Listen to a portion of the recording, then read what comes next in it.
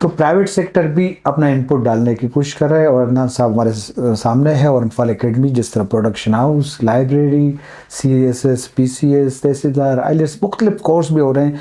ये अच्छा माहौल है। पहले नौजवान इस्लामाबाद लाहौर जाते थे, अभी ये क्वेटा में मुयसर है। तो ये जो प्राइवेट सेक्टर जो अपना कंट्रीब्यूशन दे रहा है, और खासकर अदनान जिसखानी और इनफाल एकेडमी, तो इस किस्म के इदारों के हवाले से आप इस बारे में क्या कहना चाहते हैं?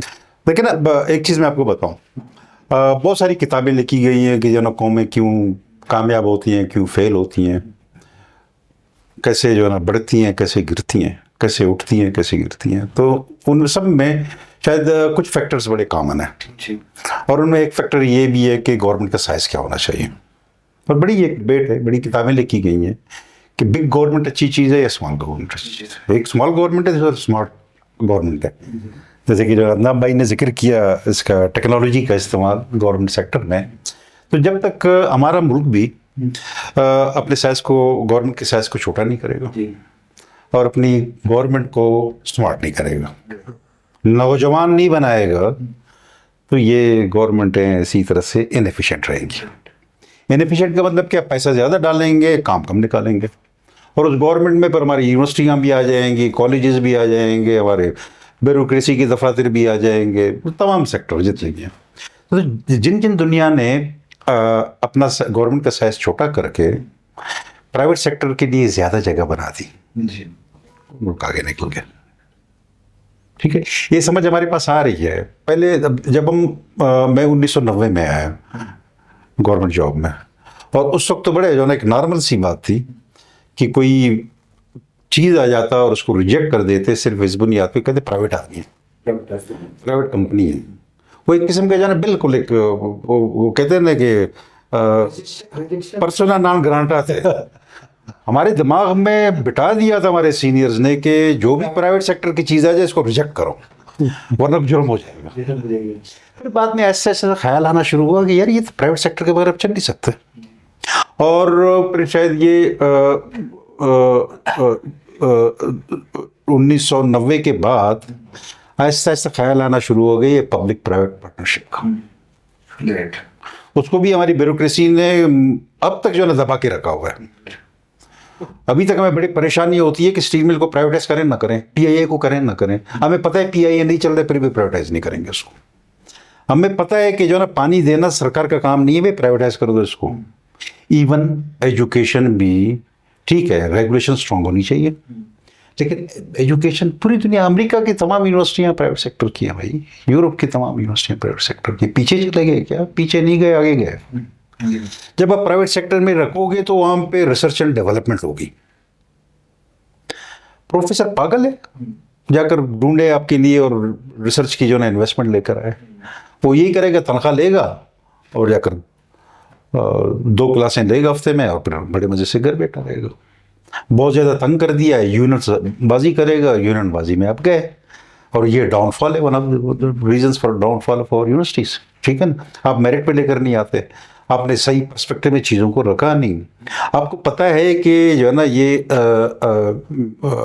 एक काम बैल कर सकता है तो बैल से करो उसको। आप क्यों जो है ना उसमें गधे जोड़ते हो? गधे जोतने से नहीं निकलेगा भाई, ना गन्ने का रस निकलेगा, ना पानी निकलेगा। ठीक है, तो जो काम जिसका है उससे वो करवाओ। पूरी दुनिया में बिजली प्राइवेट सेक्टर बेचता है, हम कहते नहीं हम बेचेंगे। पूरी दुनिया में गैस की सप्लाई प्राइवेट सेक्टर करती है, हम कहते नहीं सरकार करेगी। और इवन आपका हेल्थ सेक्टर, क्यों हम नाकाम हैं अपने सोशल सेक्टर में? क्योंकि हमने गलत तरीके से इसको जो ना स्ट्रेटेजाइज किया हुआ है, और गवर्नमेंट की साइज को बहुत बड़ा कर दिया है, और गवर्नमेंट बाकी इनएफिशिएंसी लेकर आती है। जो गवर्नमेंट का काम है आजकल वो वाला काम करो, रेगुलेशन करो, चीज़ों को रेगुलेट करो, पॉलिसीज लेकर आओ और उसको करो। हम तो ये भी करते हैं कि नहीं, इन्वेस्टमेंट भी हम करेंगे। हमने तो इतने बड़े बड़े इदारे बना दिए हैं कि बाहर से भी इन्वेस्टमेंट हम लेकर आएंगे, हालांकि हमें पता है हम 10 जगहों पे जाकर तकरीर करते हैं, कोई रुपया देने के लिए तैयार नहीं है, लेकिन फिर भी हम जो है ना अड़े हुए हैं कि नहीं इन्वेस्टमेंट हम लेकर आएंगे, हम प्राइवेट सेक्टर को जाने नहीं देंगे। वो प्राइवेट सेक्टर, अभी पिछले दिनों जो ये चीनी का बोरान आया, मुझे पता किया तो उसका सिर्फ एक रीज़न था कि प्राइवेट सेक्टर ने चीनी बड़ी मिकदार में पैदा कर दी, आपने उसको एक्सपोर्ट करने की इजाज़त ही नहीं दी। जब एक्सपोर्ट करने की इजाज़त नहीं दी तो प्राइवेट सेक्टर तो अपना रास्ता निकालेगा और थ्रू स्मगलिंग करके निकालेगा, और थ्रू स्मगलिंग करके निकाल लिया। और फिर एक ऐसे वक्त में आपने जब एक्सपोर्ट अलाउ कर दिया तो जितना कम पड़ा हुआ तो वो भी चला गया और कीमतें ऊपर चलेंगी।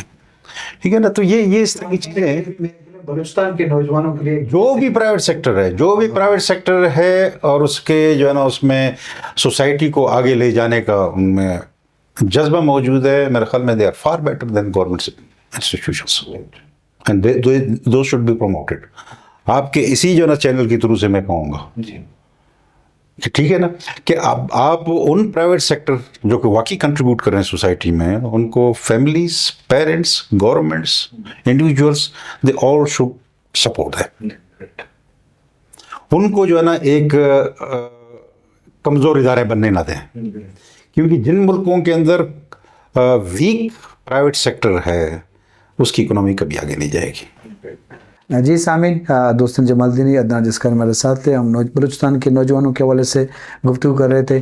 तो इसी बात से मैं आपसे इजाज़त चाहता हूँ। अल्लाह हाफ़िज़।